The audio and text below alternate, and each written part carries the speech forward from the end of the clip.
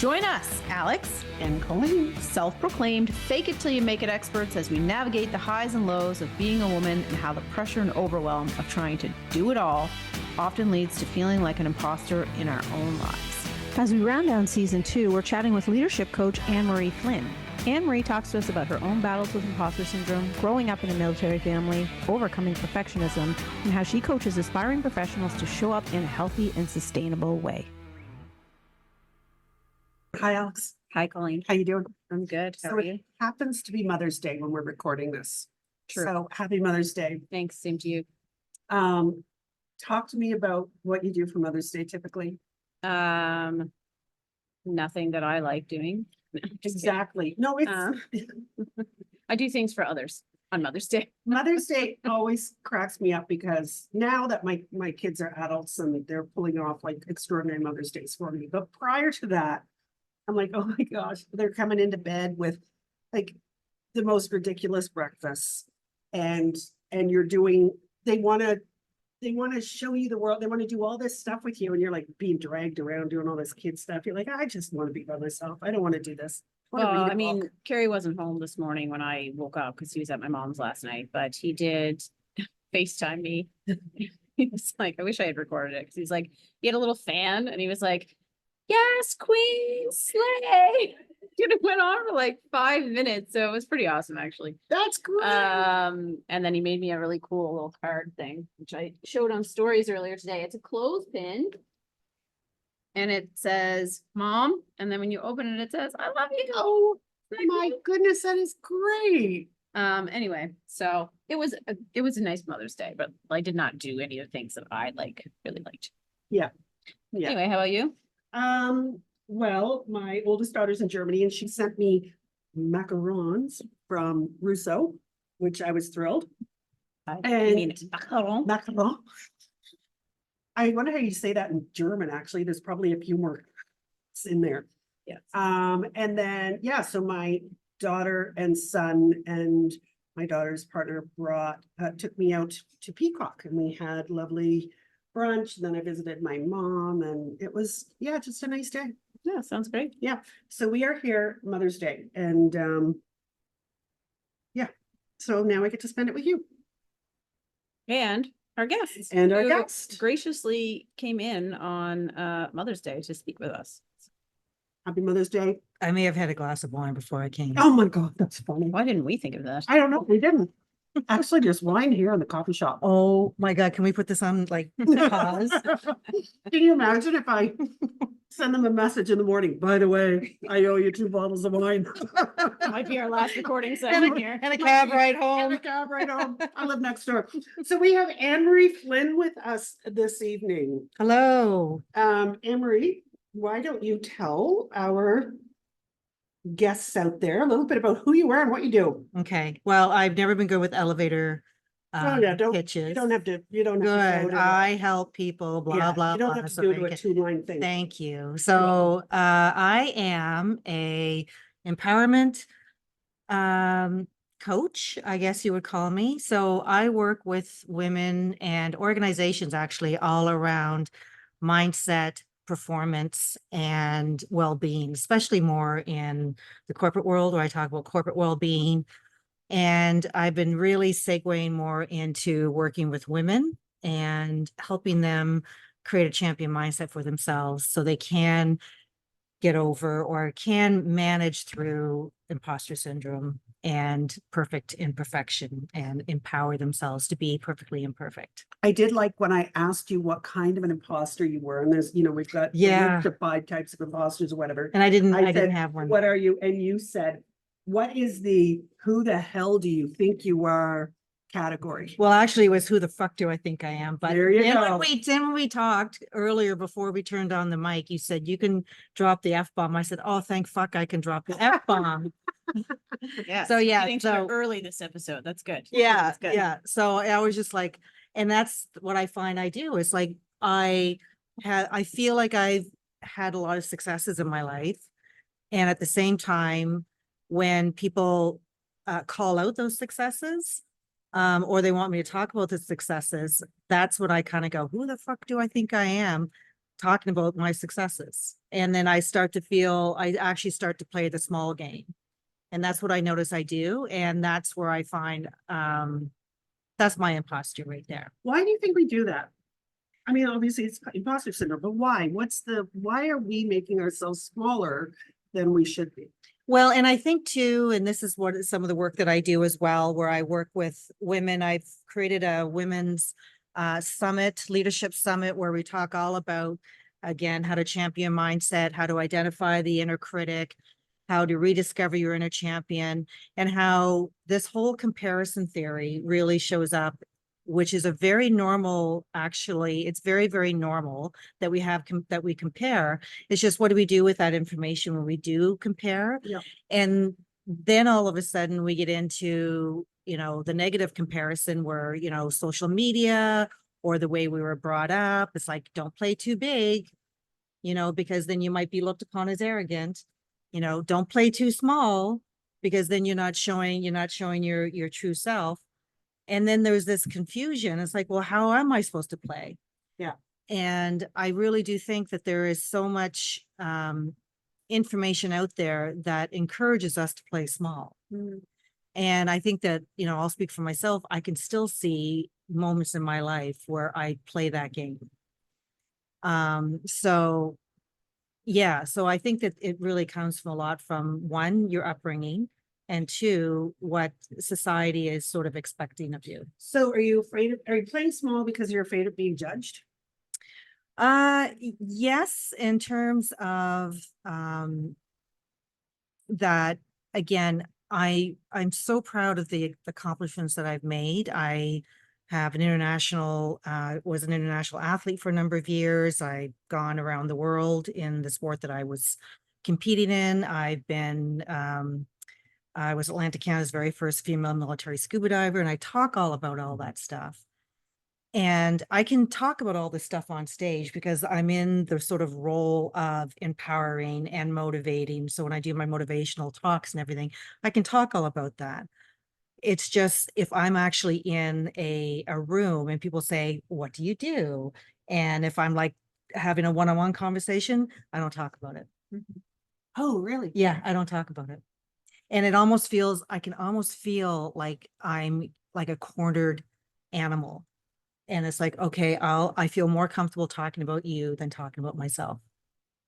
So that's where I think, who the fuck do I think I am to be able to tell a stranger or talk to someone about my accomplishments? Because that's where the judgment starts to show Yeah. up. There's such a fear of judgment out there, and such Yeah. a fear of making a fool out of ourselves, or having people think that, like you said, we're arrogant. We're a little bit too high on ourselves. Yeah. That's a yucky feeling. Yes, it is. Yeah. Yeah. What are your tips for telling people to get over that or push through that? Yeah. And I think too, that's like, there's this all or nothing mentality as well, is that, this pendulum syndrome, I call it. And when I work with one-on-one clients, I talk a lot about this pendulum where, there'll be people that say, well, I don't want to look arrogant. So what I'm going to do, I'm going to swing the pendulum all the way to the other side, and then I'm going to play really small. And so it's like, it's not about all or nothing, because I always say, usually all or nothing usually doesn't give you all, it usually gives you nothing. So how do we balance that with, talking about our accomplishments with humility? So how do we bring humility into the conversation? And then how do we also not own the response of the other person? Yeah. And I think that's really important too, because we're not accountable, or we can't own the other person's response to what we're saying. Like, if we come in with knowing that we're going in with good intentions, we can't own the other person's response. We don't know what their insecurities are. We don't know what their background is or anything. And we can't own it, and we can't control it. And I think that sometimes when we play small, we're trying desperately to control the other person's response. So how can we let that piece go? Because that's something that at the end of the day, we'll never win that battle of owning someone else's response. Yeah, I agree like with you. that. Like, I like that. Yeah. I mean, I think it ties into that whole piece is letting people be wrong about you. Mhm. Mindset in that, other people's opinion of you is none of your business, to be honest. Yeah, I love that too. Who said that? Because someone said that before. It's like, what your thoughts of me is none of my business. Yeah, I'm not sure where that I particular don't know if one it was comes Maya from. Angelou I've or heard it a lot, but Mel Robbins. Yeah. it's just a think good it's way brilliant. to reframe things because, you're not going to be for everybody, and that's okay. Yeah. And I mean, again, around all the research I've done and everything, I took this, I think, Alex, you knew this, like I took this leadership course that took me to California 5 times in a year. Ooh. And they literally it's almost like they strip you down to like total discomfort. And then they rebuild you with new levels of compassion and curiosity and reframe your mindset and all this sort of stuff. It was just amazing. But one of the things they talked about was assumptions. So we can only know so much about someone. So I only know so much about you. I only know so much about Alex. You only know so much about me. The thing is that the human condition wants to have certainty. We want certainty in life. So we want to put a period at the end of all of our knowledge and what we know. So what I don't know about you, so I know you, Colleen, and Colleen, I know that you do these amazing podcasts, ... So what's in that ... I want to fill it in. So I'm going to fill it in to put a period at the end of it. So what am I going to fill it in with? I'm going to fill it in with my belief systems, my background, my experiences in life, and I'm going to fill it in with that, and I'm going to put a period at the end. So that's the assumption. So that's the assumption that's not for you to own, it's for me to own. So it's interesting, again, from this leadership course, is that we actually started to work with all of the other leaders in the room, and they were from all over the world. And we started to talk about, how do we clear an assumption? So let's just say my assumption is that, you're drinking that tea because you don't like coffee. I have no idea if that's the case or not.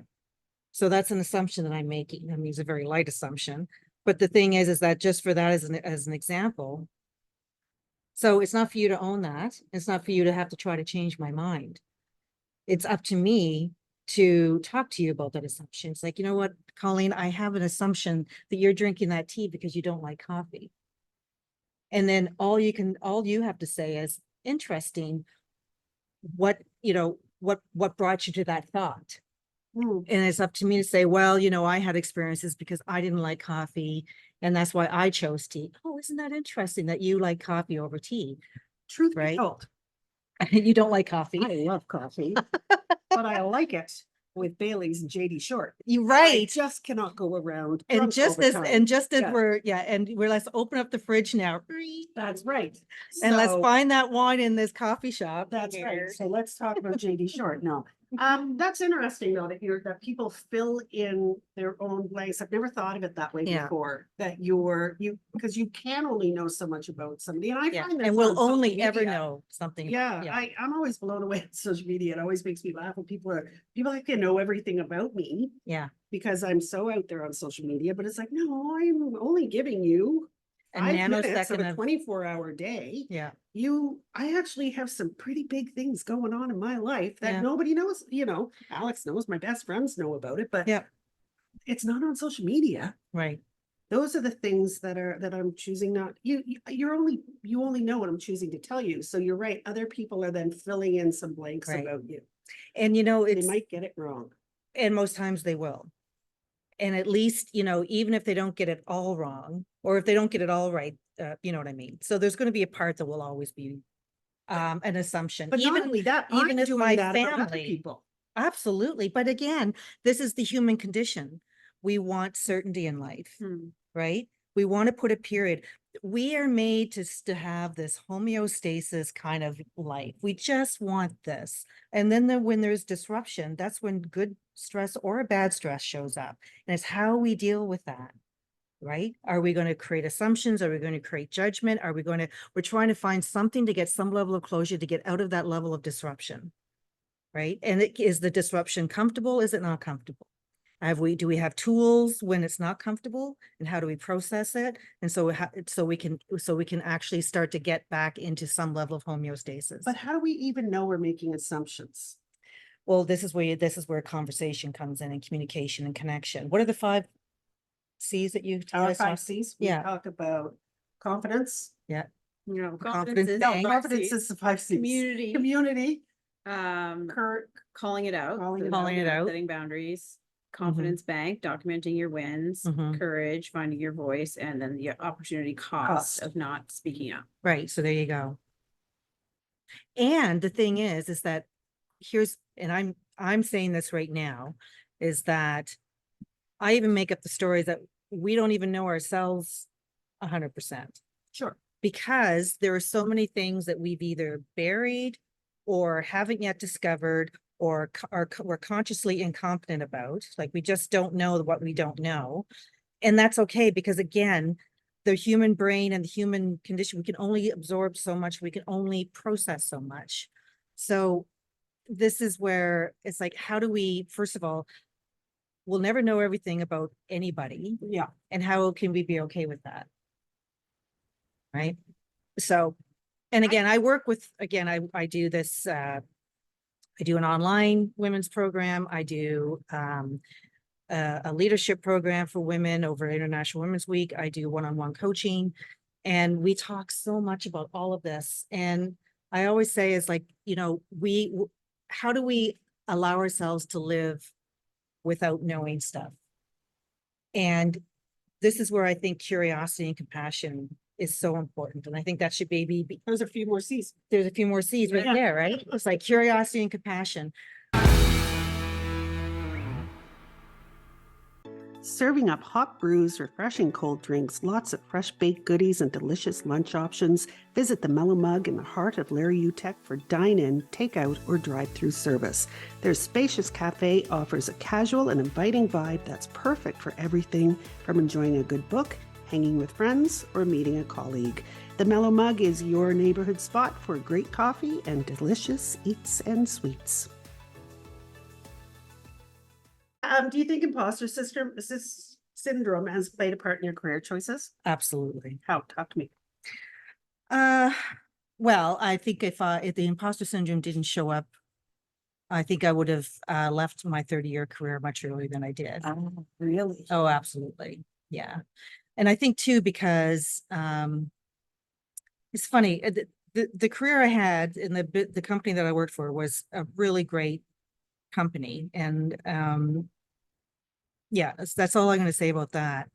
Yet I didn't feel like I was thriving. There were so many other parts of me that wanted to, show up. So what made you finally leave? I took a 6-month medical leave of absence. I burnt out, and I took 6 months off, and I did a lot of soul searching. So it was that stepping away from it that Yeah. allowed you to see that it Yeah. was not where you belonged. Yeah, and it was interesting because there was a lot of moving parts, but that was one of the things that I really contributed to. I burnt out. I said, I need a break. Never thought I would do that because again, the way I was raised, there was a lot of judgment around taking time off work. That would be highly judged. Especially for something like mental health or mental wellness. Yeah, that's right. Coming from a military background, and it was just the generation. So yeah, so then I took 6-month leave of absence, and that's when I remember saying to my HR manager, who I consider a friend, and I said, listen, if a package ever comes along, I'm raising my hand. And I got back to work, and I would say in about in that year roughly, the organization was doing restructuring. Our major client was doing restructuring, and everything, all the stars aligned. And on January 12th, 2018, which is my birthday, I received my package. Nice. And it was like, happy birthday. Yeah. And it was like, holy shit, now it's time to get off the pot. Yeah. It was like, oh my God. So Then I took 6 months to transition. And then it was like, all right, Amory, you said this is what you wanted. Now you better get at So it. you've been playing this game, like this champion program. Yeah. Since 2018, 2019? No, well, I think, when did I meet you, Alex? It was probably, I started my business in 2018, so it was probably not 2019. that we started Yeah, working I think together. was when, so I had dabbled a lot in different things because I did certifications in coaching. I did certifications in leadership, workplace wellness, all these different things. Plus I come from an athletic background. And I was trying to, in nutritional background and all this sort of stuff. So I was working with athletes at first when I first left Okay. my business, because it was so like the easy default. But I knew I wanted more than that. I wanted to work with organizations. I wanted to work with women. And I kind of just continued to segue into that. Mm. It was just, for me, it was not like a hard stop to a hard open. It was like a segue and a very, really, It was 2020. was it It was 2020? pandemic because Was I it during met the you on pandemic? a Yeah, because call. we never actually, we Yeah. never actually saw I each met you on other. like a CWB. virtual networking thing. Yes, Yeah. yeah. Does imposter syndrome still pop in? Yep. Yeah. Yeah, and this is where I think, again, I say, I don't know what your other guests, I'd love to hear what your other guests have to say about this, but for me, it's all about, it's not about never having it. It's Mm. about recognizing it and then processing it and then having the tools to help you process out of it. Yeah. So what Right. tools do you use? What are the things that you do? Well, a good support system, having somebody I trust I can talk to and actually tell them I'm feeling X, Y, or Z right now. Going through a lot of the tools that I do with my clients and talking about, okay, there's an inner critic there. What is the inner critic saying to me? And the other thing too is that what's important, what are the values that I'm not honoring that this inner critic is not wanting me to honor? So getting back to the values, getting really clear on what those values are. And again, I always say, like, your values, you put your stake in the ground, and that everything, all answers come back to that stake in the ground. So really know, first of all, do a lot of value mining, really know what your values are. And so you, when the imposter syndrome shows up, not if, but when the imposter syndrome shows up again, it's like I can go back to that stake in the ground and go, right, remember your values. That's Remember who I your am. values. Yeah. Yeah, Yeah. and I think that also comes down to the boundary setting too. So Yes. that you are feeling confident in your decisions. Yeah, absolutely. And so I spent a number of years on stage as a physique athlete, and talk about being judged. I Mm. mean, you For sure. are judged literally, Yeah. like you're in this itty bitty suit. And I was also a national level judge in the sport as well. And so I was judging athletes up there. And what I know is that, as a judge, we don't see everything that goes on stage. So again, we have to create some, we look up, we look down, we look up, we look down. We don't always see everything. So we have to make a judgment call based on criteria. So I always say, you got to show up before you walk on stage, not when you walk on stage. You got to show up before you show up. So even if you have imposter syndrome, those inner critics, and they're speaking so loud, it's like, all you have to say is have a conversation. It's like, you know what, right now, all I want you to do is just stand at the back of the stage. I'm going to show up as my inner champion, and I'll come back for you. So the inner critic's going to be there, Yeah. wants to protect you. I like that. Right. And just like, it's not about killing and slaying and all this Yeah. sort of stuff. It's like, you know what? I'll come back for you. It's Just, hang on. I'm you, just gonna you just wait right there. stay right there. I'm just gonna I show got up some right stuff to now. do. Yeah. And I'll be right back. Yeah. You mentioned earlier about being raised in a military family. Yeah. Yeah. So one of the things that, there's been a lot of research on imposter syndrome and how sometimes it comes from family values, some Yes. issues around imposter syndrome. Do you think being raised in a military family plays a part in that? Yeah. And I think too And that, do you think it does for every military family? First of all, and I can only speak about my family because I don't have enough information to make a conclusion about other military families. But what I can tell you is that in my military family, I came from two adults who had very broken backgrounds. And I do believe that with my dad in the military, he found a family that he never had when he was growing up. And that family really embraced him. And also that family also created a mindset around regiment, around perfectionism, around, do things my way. So a level of control. And that was just the way, and it was embraced by my father because he never had that structure growing up. He came from a very unstable childhood. And then my mom came from a very broken family, and I think she embraced that sort of structure as well. So now all of a sudden, you got two people from two broken families. Structure was something that they embraced, control.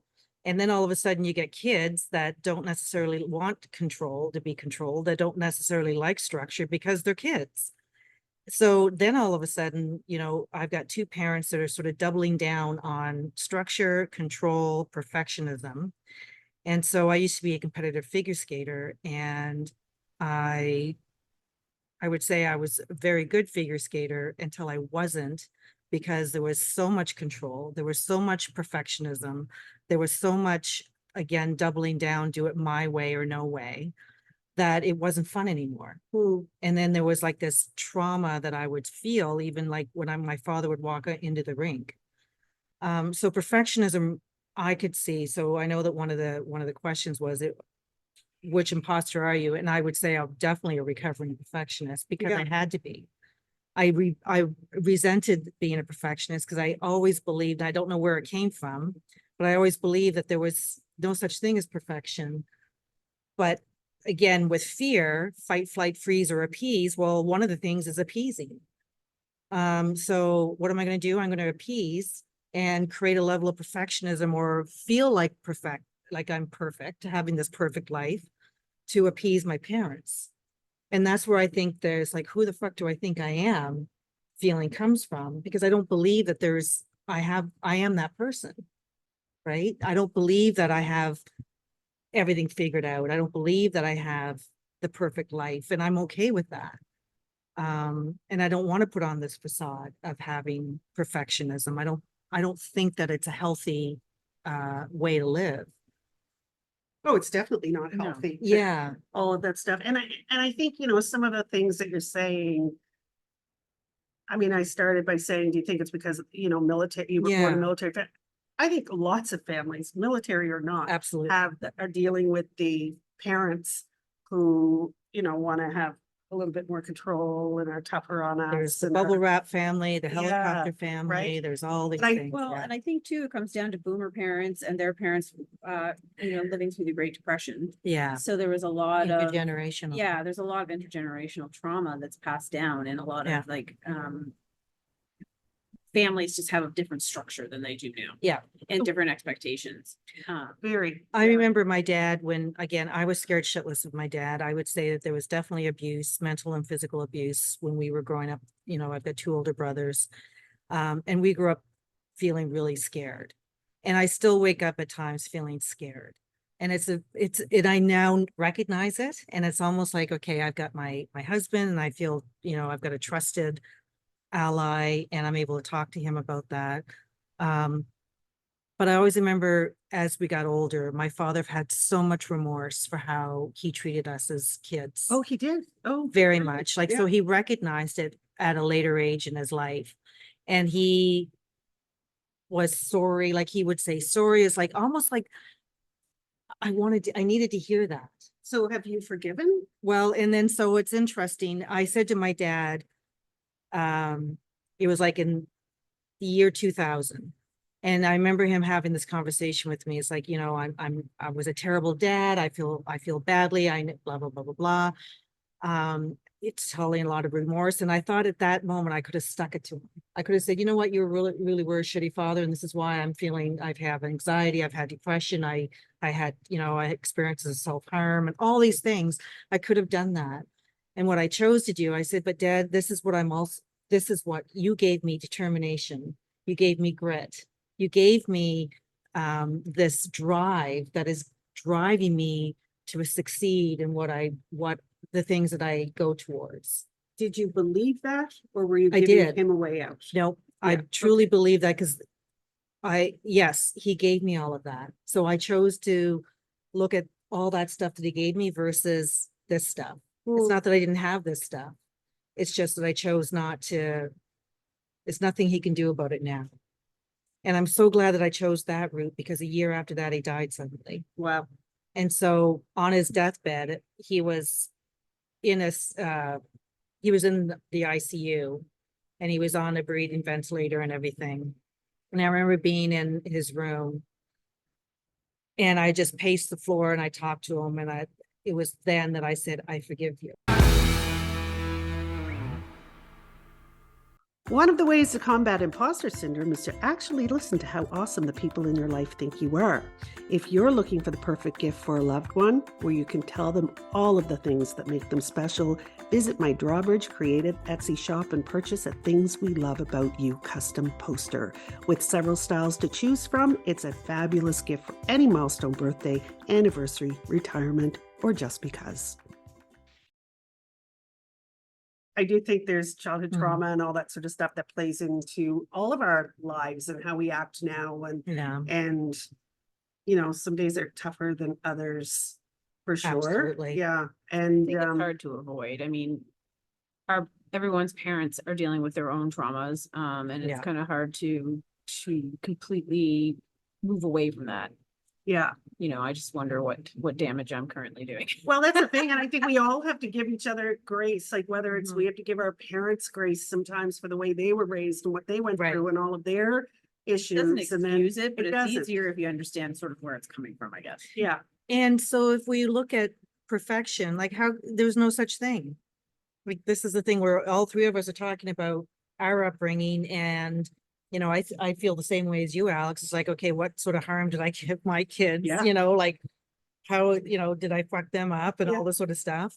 And so that's just, again, what we see on social media, this nanosecond of, you know, what's perfection. And I thought about this the other day and I know we got to go, but so the camera, how many times, like, I mean, if we just had like the old Kodak camera, would there be all these selfies?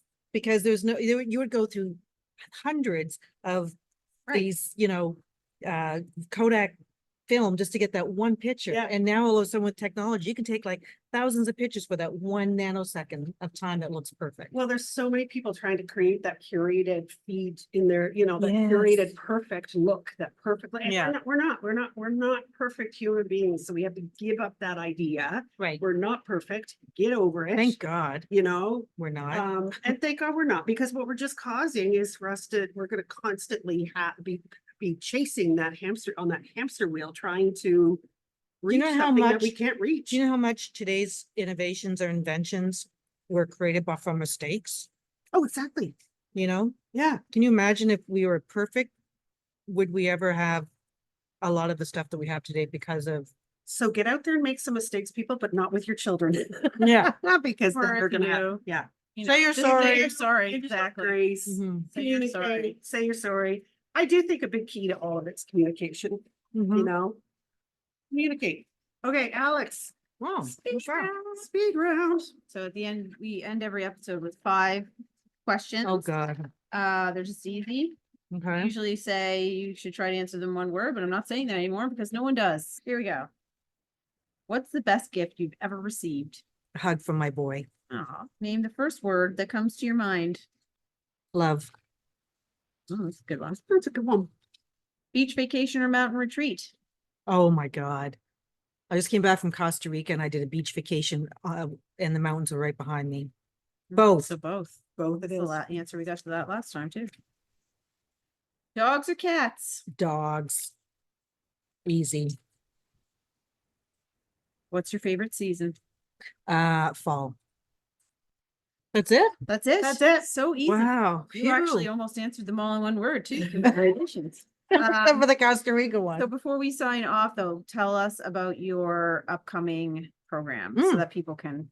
Yeah, out so about be it. on the lookout for it. It hasn't launched yet, but it's the Champion Women's Program. It's going to be a 4 months program. It's going to be online. It's going to be a mixture of online and small cohorts where we meet live via Zoom every 2 weeks to sort of go through the work. So we're going to create community, we're going to create connection, we're going to create perfect imperfection, and we're going to learn to rediscover our inner champion so we can move forward. I always say so we can strive and thrive. Yeah, so that's coming up in the fall. And then next year in March is the 3rd annual Women's Summit held in Halifax from March 4th to 6th. Awesome. Yeah. Yeah, thanks for joining us. I think Thank we all you. need to keep on Keep on keeping collaborating. on. Keep on collaborating. There's a lot of Yes. good collaboration out there, a lot of good women doing good things. So, Yeah, I agree. It's really Just like you guys. yeah, thank you. So that was a great chat. That was a good chat. So she was very interesting because she works with women in leadership. So she has, she's doing something completely different, I guess, than we're doing. But I think so much, I loved her conversation around confidence. She's got a lot of interesting lived experience between the corporate job that she did for so long and her own military background and the scuba diving thing, which she didn't really even touch on.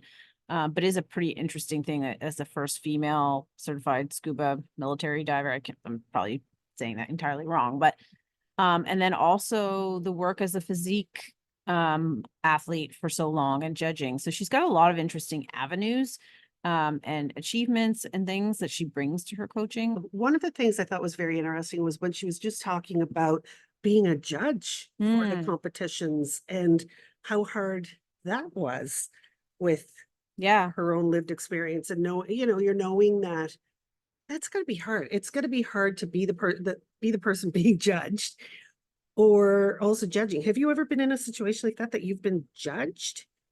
Like a contest or competition kind of thing. Like I feel judged a lot all the time. Well, no, I know as do I, but no, like purposely judged like a competition. No, well, you'd have to like actually be athletic or yeah, I guess, and I'm not like that. life skills in something that warranted a competition for that. I was in a competition once for Miss Junior High or whatever, like like a beauty That's contest. what your school came up with as the I'm sure it wasn't called that, but it was a beauty contest. It would have been for like Spirit Queen or something like that. Oh, So yeah. we ended up having to, wear dresses. We didn't have to wear bathing suits, wear dresses and come out on stage and everybody. called a pageant. This big, thank you. God, I couldn't find the word. Well, I was voted class president in grade 4. It was a major win for me. That is a major win. I won Miss Congeniality. I believe it. And I was given a little gold bracelet with a little heart on it. In Yarmouth, there was every summer there's a Sea Fest festival. Yeah. I don't know. And it was a pageant and the winner would be crowned tuna queen or something ridiculous. Tell me it's not Tell me you are from a fishing community without telling me you're from a fishing community. I think it was tuna queen. I don't know. My Yarmouth listeners, can you please chime in? Tuna queen. Miss Tuna? I don't know. Miss Tuna, you have to stop. Best queens?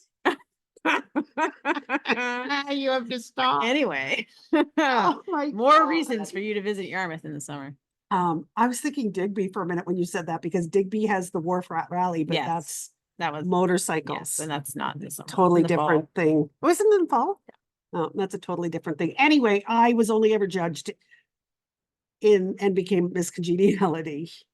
And the girl that won was beautiful. And she won Miss whatever, Spirit Week. Miss Beauty, Junior High based on Queen. how Miss- your school was naming pageants. Miss Clayton Park Miss Beauty Beautiful. Queen. Miss Beautiful. Well, this went in a weird direction, but that was, if you want to learn more about what Anne-Marie has to offer, we're going to leave some links in the show notes, but she does have a lot of incredible programming, especially if you're working in leadership and corporate and trying to, climb that ladder in a healthy, efficient way, then she has a lot to offer there. There you go.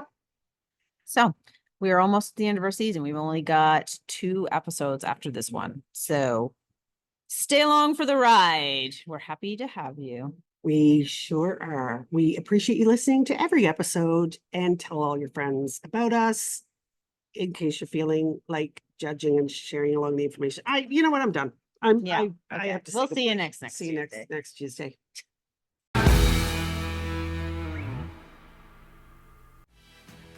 Thanks so much for tuning into this episode of Imposter Sisters. Please remember, we're not doctors or mental health experts. If you're looking for mental health guidance, please see our show notes for local resources.